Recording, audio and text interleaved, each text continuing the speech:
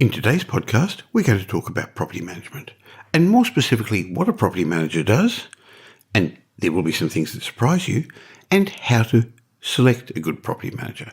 Because if you're going to build a business, a property business on the side, in my mind, you've got to have one that doesn't have too many working parts and that works for you even when you're not there. So you need a good team around you, and part of that, an important part of that, is a property manager who cares as much about your properties as you do. And having been in property for more than 40 years now, I've seen all extremes of property management, from some who do a terrible job to others who really do a very professional job. So today we're going to have a chat with Leanne Jobson, National Director of Property Management at Metropole, to talk about property management and how you can choose a property manager that will help grow your asset base, give you better returns. And in my mindset moment, I'm going to share a lesson from my mentor, Jim Rohn, about 4 important emotions that can turn your life around. So welcome to this episode of the Michael Yardney podcast. Welcome to the Michael Yardney podcast, where twice each week you will learn a number of new ideas regarding success, property investment and money in around 30 minutes. Our show is brought to you by Metropole, who specialise in helping you grow, protect and pass on your wealth through strategic property and wealth advice. Now here's your host, Michael Yardney, Australia's most trusted property commentator, who has once again been voted Australia's leading property investment advisor. That's the 5th time he's won a similar award in the last 7 years.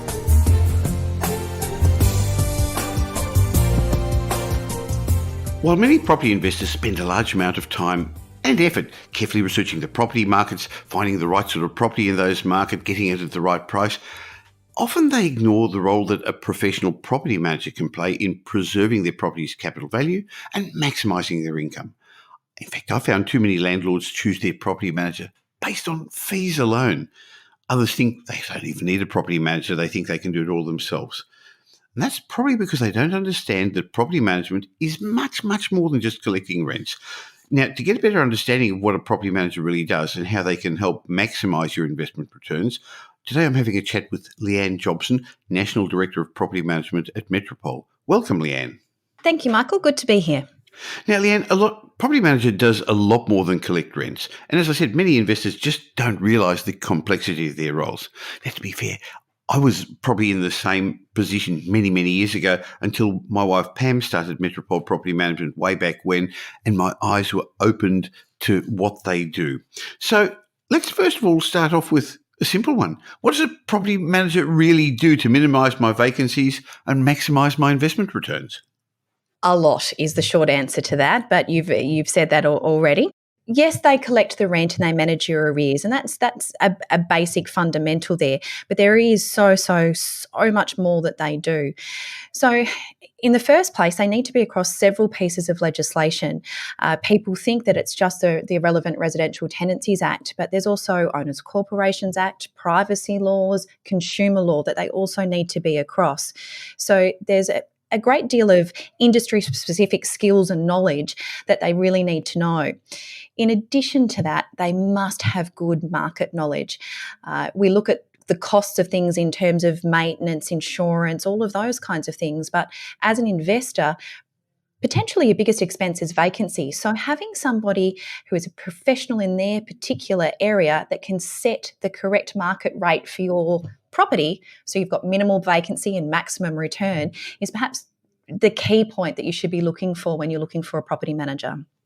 So clearly having less vacancies, working proactively at that, leasing them already before they become vacant, or trying to lease them by advertising all makes a difference. I guess they've also got to be able to check potential tenants' references and then give the right recommendation to a landlord. It's important to choose somebody who's less likely to cause troubles. I mean, unfortunately, good tenants can become bad in due course because of personal circumstances, but correct tenant selection is important, isn't it? Absolutely. that a good property manager is going to firstly make sure that you're compliant with everything that you should be. So that's making sure that your bonds are lodged, that your lease is actually a legally enforceable document, making sure that those compliance issues are all ticked off, but also finding you a tenant that is going to make your investment as painless and, as passive as we can possibly have. And finding that tenant for an investment property means finding somebody who's going to look after your property, maximising the length of lease so you have less wear and tear and again less vacancy, and that's somebody who's going to be respectful of the property itself. Now, I know your team are very smart with this because you've helped them develop skills, including being careful when the lease expires, not allowing a lease to expire at Christmas time when there's less likelihood of finding another tenant, or trying to avoid them expiring in the middle of the winter times when sometimes it's harder to get tenants as well. And I know that often when one of my properties becomes vacant, there's a lot of people looking, but they've actually got the courage to say, no, Michael, actually, I don't think they're the right tenant. I think you're better off just waiting for the right person. Absolutely.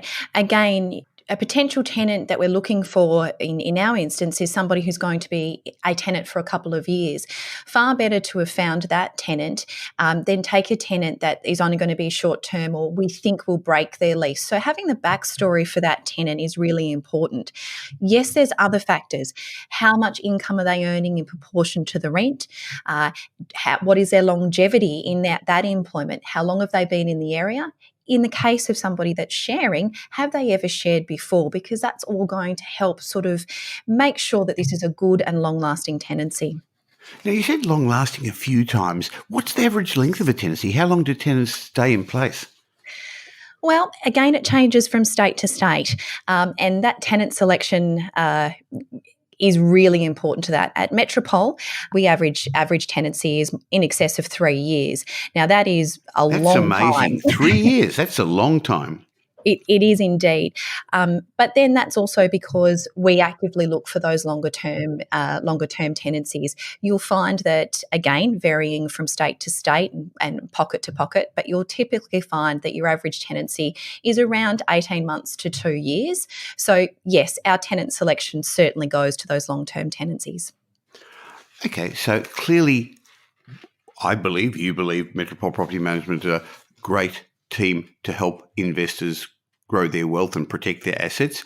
But some people would say, hey, you're biased. So let's talk about what questions one could ask a potential property manager as an investor. What questions should I ask my potential property manager to get an idea, are they the right person? Because like in any industry, there are some really good ones, and I know we have some very, very good professional competition, and that's great, but there's also some pretty shoddy property managers out there. Correct. First of all, you're going to create a short list of potential property managers out there in the marketplace. And my first tip would be to actually pretend you're a tenant. You know the property that you're working for, so pretend you're a tenant looking to rent a property in that particular suburb, and jump on and have a look and see which agencies are actually working in your area. And you also, want to see how they treat tenants, because I know we consider tenants just as important clients as we do the landlord. Exactly. If we keep the tenant happy, then the tenant's going to continue to pay their rent. They're going to be kind to us in terms of maintenance and timing and make those allowances. And ultimately, that makes the landlord happy because they're getting their rent on time and we're managing the property well. Okay, so first of all, you pretend you're a tenant, you mystery shop them. Okay, and then once you've got a short list and you sit down with somebody, what sort of questions would you ask them? Well, the first thing is, for me anyway, is does the agency have a dedicated property management department, and how many staff will be looking after my property? I know why you're saying that, Leanne, because I know that many estate agencies basically concentrate on the sexy bit, the bit that brings income in, and they see property management as a poor sister to the more glamorous sales department. And some even leave the management of the client's assets to the front desk staff, to the receptionists as well. So you're right. First of all, ensure that your agent has a dedicated property management department staffed by experts, so there's continuity of management to look after it. What's the next question you'd ask? Is there a director or owner of the agency involved in the day-to-day management of the property management department? Well, you're right there too, because most agencies have a sales department, as I said, and a rental department. But generally, the business owner, they come from a sales background, not a rental background, and they look after the sales department. And as I said a moment ago, they leave the management of the rental department to a property manager. But one of the things when we first started Metropole Property Management, there was a director, my wife, Pam, involved, you as a national director involved, and we've got people at director level looking after it. And I'm not going to say how old you are, you're not that old, but you've got many, many years, over 20 years experience. That makes a big difference. So your next point is find an agency where there is a director actively involved and takes property management seriously. What's the next question you'd ask? Once you've chosen an agency or looked into the agency, the next thing is to get down to the actual property manager. How long has your property manager been working in the industry or in real estate? What are the specifics of their experience? Now, that's interesting because going to a brand name agency, and there are some really good brands out there, doesn't mean their service is going to be any better to a single boutique agency. So it'd be interesting to see where they come from, because I know a lot of people who get into property management start off as receptionists and move up and then plan to go to the next level and move into sales. Then I'd rather have somebody who's actually chosen property management as their career. Exactly. And that's one of the sort of the valuable questions that you can ask. How long have you been a property manager for? And be quite specific in that quest, because you do in a real estate career evolve, as you've just said. So it's important to know how long they've actually been working in property management. That's a good point. And probably also nice to know how long they've been with that particular company. Absolutely. We all know that stability in property management and in real estate can see property managers changing every couple of years, and that's an industry-wide situation. But it's really nice to know if you've got a property manager who has been with the agency for more than 12 months, then you've got a fairly good indication that they're staying around. No, you're right, Leanne. It is an industry where people do move around a lot. And I know that's one of the things that annoys landlords, that, hey, I've just gotten to know my property manager, they've just gotten to know our property and they've moved on. So having stability is useful, but you can't guarantee that, because people get married, people move, life changes. So I know that at Metropole, what we do is we have systems looking after the property and people looking after the systems. So if somebody's unwell, if somebody moves, that there is a backup. But the other great thing is our system is such that we have a team, we have a pod of people looking after the property, so that there's not just one person. So there's you as the Director of Property Management. We've got a trust accountant who's been with us for 13 years. We have administrative assistants, we have leasing assistants, and we also have a team leader. So that actually creates a level of depth to help protect our clients and make sure their properties are well managed. But getting back to the questions that you should ask a property manager, I guess you want somebody who's going to present to you a good proposal, a written proposal on how they can look after you. Absolutely. Systems and procedures are something that every property management organisation should have. And if they've got those systems and procedures in place, they should be documented and they should be able to present those to you at a presentation. Why is that important? Well, if they can't provide you that documented system and procedure, or they're not presenting to you in that manner, the chances are that their team members or their property managers don't have the same depth in their procedures and systems, and that's when you're going to get into trouble. So you're looking for somebody who's going to put the time, put the effort into presenting professionally to you their proposal. If they make that effort to professionally represent themselves to you, it's likely they're going to look after your property professionally too. What about geographic coverage? When I first started in property, and I guess when you did as well, people used to walk into the door of the local estate agency. They used to have a list of vacant properties at the front door, and they'd go and do an inspection. You'd hand out some keys and they'd go there. Today, It doesn't seem as important with the internet that one can have a central office covering a wider area. But in my mind, even though that's possible, you do need area expertise. Australia is now following the overseas trend in the formation of agencies that are property management dedicated and do cover large geographical areas. The issue with that is that tenants or potential tenants tend to be looking in specific suburbs. So if you're working in Richmond, the chances are you're wanting to live close to Richmond. And so you're only going to look suburb specific. So that's where it's really important to have an area specialist. So the person that's showing you one house in Richmond can refer you to another property in Richmond, which may better service your need. If we're doing everything online, then you're not going to get that attention to detail and that personal knowledge of the market and the ability to refer one potential tenant to the other. So it's important to have a balance of both. That makes sense. Now, in the old days, property managers used to hand out keys. You'd go to the reception desk and get some keys and inspect it yourself. I know that still happens, unbelievably. It's very, very simple, Michael. If somebody is still giving out keys, do not engage them. It's an old-fashioned way of doing it. You don't have any security for the property, and also you don't get to meet the tenant, which is really, really important. Another question a lot of people ask is, how many properties does a property manager have to look after? And I know that it really depends on whether they work on their own or whether there's a team of people assisting them, like an administrative assistant and a leasing assistant. Absolutely. There's another question that goes with that, which is how much support do they have?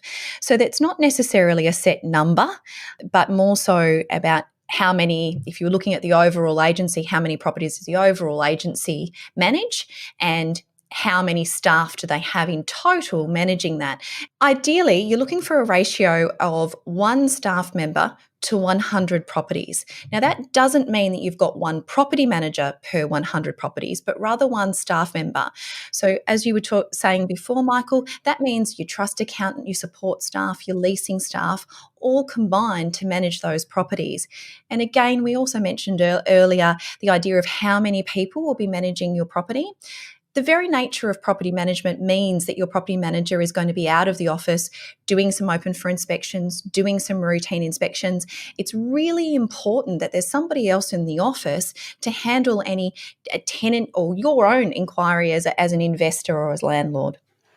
That makes sense. So those agencies that have got the extra depth may charge a little bit more for their property management services. But remember, it's actually tax deductible anyway, and smart landlords find this extra expense translates to trouble-free investment and often produces a higher return. So really asking what your property management fee is, in my mind, irrelevant. There are some people who discount. I know some work from home, some work virtually, and it's actually not the same. This is an investment that you've got, but it's also a business. And if you've got a multi-million-dollar business, don't take shortcuts with the people who are part of your team, including your property manager. I guess you're looking for property managers who are able to show potential tenants' properties 6 days a week. But I know we also have systems that allow the tenants to select the time they want to go to see the property. And that's one of the ways Metropole has kept our vacancies lower than the industry average. Absolutely. The systems and processes and technology that we use these days is really fundamentally important. Going back a number of years, there was one open for inspection midweek and one set open for inspection of a Saturday. They didn't always suit the modern day tenant that we've got out there that works flexible part-time hours. And in actual fact, the traditional times for open for inspections after 5:30, or first thing of a morning or of a Saturday, don't actually suit everybody. So by opening up a calendar and allowing a potential tenant to actually book into a time that suits them means that we can really bring those vacancy rates down. Sure. So once you've actually found a property manager, I think it's also important to communicate with them, Leanne. You should be telling them what your expectations are, how often you want to be contacted, whether you allow them to make any expenditures without referring to you, and maybe things under $200, or whether you want everything referred. It really is important to also listen to your property manager, because they should have a better understanding of what the right rents are when you should be doing things, Leanne. Absolutely. The level of communication and the style of communication that you would like is something that you should discuss with your property manager. Are you the kind of person that doesn't want to be interrupted? If it's under $300 a week, just go ahead and do it. Are you the kind of person that would prefer email communication, not a phone call because you're in meetings? Are you the kind of person that doesn't read your emails and instead you should just be given a brief SMS? All of those things are really important, and you as an investor should be able to set the level of time and involvement that you want to have in your investment property. And to do that, you really have to have faith and trust in your property manager. So it's important that you've done your research first. So the bottom line is, as a property investor, you've got the choice of managing your own properties yourself or delegating the day-to-day management to managing agents. In my mind, there's no option really. You need a professional property manager in today's more complex world of litigation, legislation, owners corporation, Airbnb. However, it's critical to choose the right property manager, somebody who's proactive, somebody who can considerably increase your returns from your investment property. Now, I know Leanne's team at Metropole manage close to $2 billion worth of properties in Melbourne, Sydney and Brisbane on behalf of our clients. And if you'd like to get the same property managers who look after my properties personally, if you want them to look after yours, why not contact Leanne Jobson at Metropole? Go to metropole.com.au or give her a call on 1300 Metropole, and let's see if we can help you look after your property better too. So thank you so much for your time, Leanne. My pleasure. Thanks, Michael. Now here's Michael's mindset message. Remember, a change in your thinking will lead to a change in your life.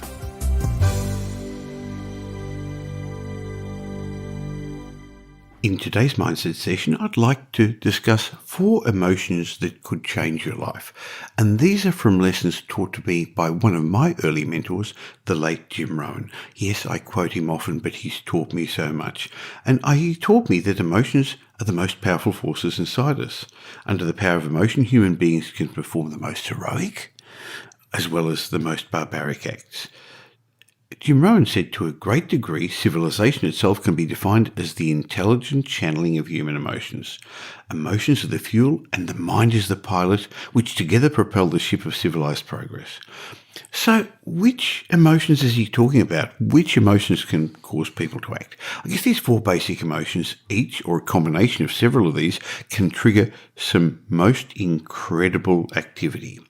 And the day you allow the emotions to fuel your desire, that's the day your life's going to turn around. So let me share with you 4 emotions that Jim Rohn taught me about. And the first one is disgust. Now, you don't normally equate the word disgust with a positive action, yet properly channeled, disgust can change a person's life. A person who feels disgusted has reached a point of no return. They're ready to throw down the gauntlet and say, I've had it, I've had enough.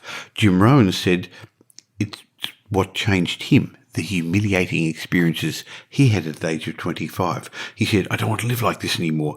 I've had enough with being broke. I've had enough with being embarrassed. I've had enough with lying. Yes, productive feelings of disgust come when a person says, okay, enough's enough. They say something like, that person, I've had enough with mediocrity. I've had enough with that awful feeling of fear, of pain, of humiliation. I've decided I don't want to live this way anymore. Look out. When you feel that way, that's the day your life's going to turn around. Now, call it whatever you like. I've had it day, or the never again day, or the enough is enough day. Whatever you're going to call it, it's powerful. There's nothing so life-changing as that gut-wrenching feeling of disgust. Now, another emotion Jim Rohn taught me about was decision. You see, most of us need to be pushed to the wall to make decisions. And once we've reached this point, we've got to deal with the conflicting emotions that come with making them. because you've reached a fork in the road, and the fork could be 2-prong, 3-prong, or even 4-prong. No wonder that decision can create knots in your stomach, can keep you awake in the middle of the night, can make you break out into a cold sweat. Making life-changing decisions can be like an internal civil war. Well, that's the expression Jim Rohn used. And I guess being American, he thinks about civil wars. He mentions that you've got inside you conflicting armies of emotion, each with their own arsenal of reason, and they battle each other for supremacy in our minds. But our resulting decisions, whether bold or timid, well thought out or impulsive, can either set the course of action for us, or they can block it. Now, I don't have much advice about decision making except this. Whatever you do, don't camp yourself at that fork in the road. Decide. It's far better to make a wrong decision than not to make one at all. Each of us must confront our emotional turmoil and sort out our feelings. The third emotion Jim Rohn taught me about was desire. How does one gain desire? Well, Jim Rohn said, I don't think I can answer that directly because there are many ways. But I know two things about desire. It comes from the inside, not the outside. It can be triggered by outside forces. Almost anything can trigger desire. It's a matter of timing as much as preparation.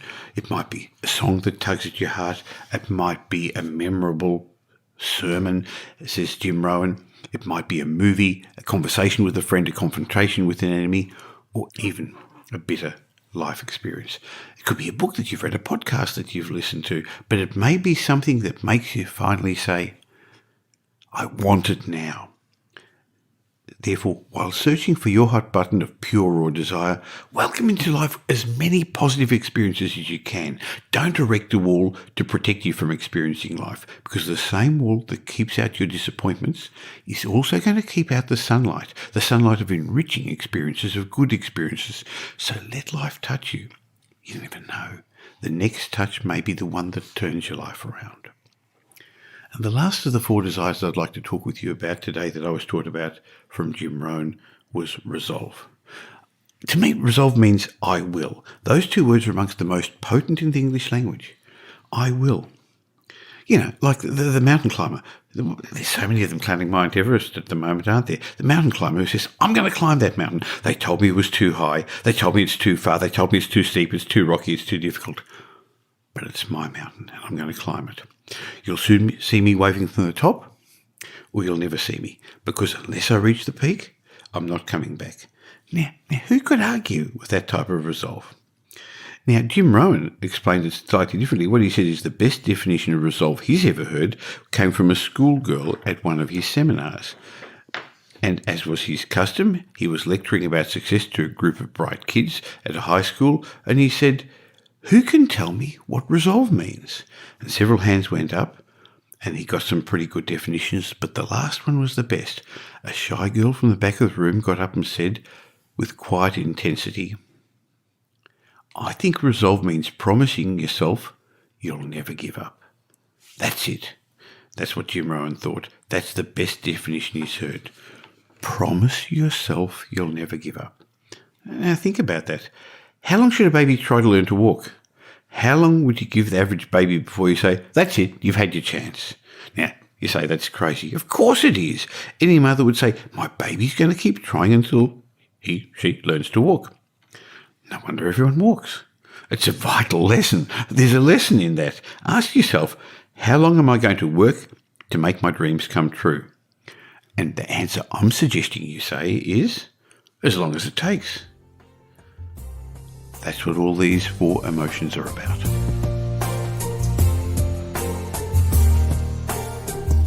Well, a slightly different show today where the big focus was on property management, but boy, is it an important part of your property investment. And then a pretty heavy lesson from Jim Rohn, but hopefully it got to your emotions. And if it did and you got some benefit from it, please share the message with others, just like I'm trying to help you become more financially successful.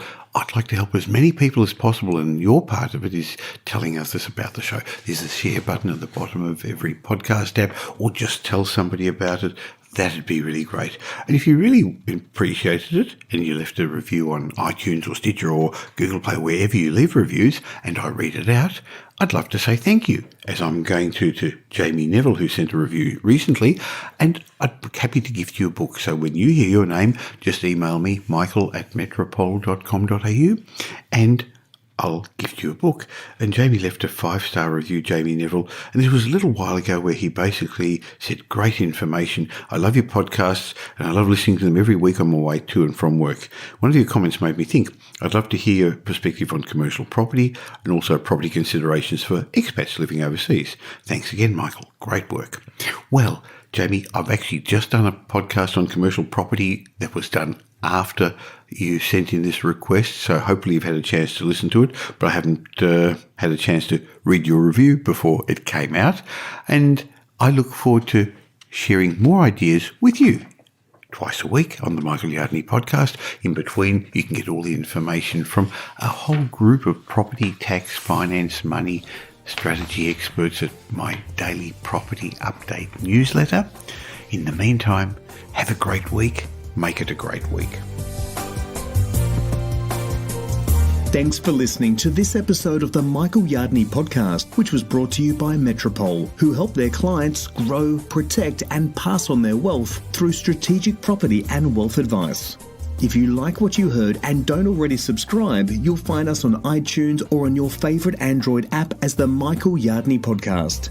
Watch out for our next show, which comes to you twice a week, and you'll learn some new ideas about property investment, success, and money in around 30 minutes. To get more of Michael's thoughts, go across to www.propertyupdate.com.au and sign up for his daily morning briefing, and you'll hear from not only Michael, but a group of leading property success and money experts. And just a reminder that the information you heard in this show today is general educational advice and not specific investment advice, as we don't know your personal circumstances. If you're looking for specific advice, why not ask the team at Metropole to help you?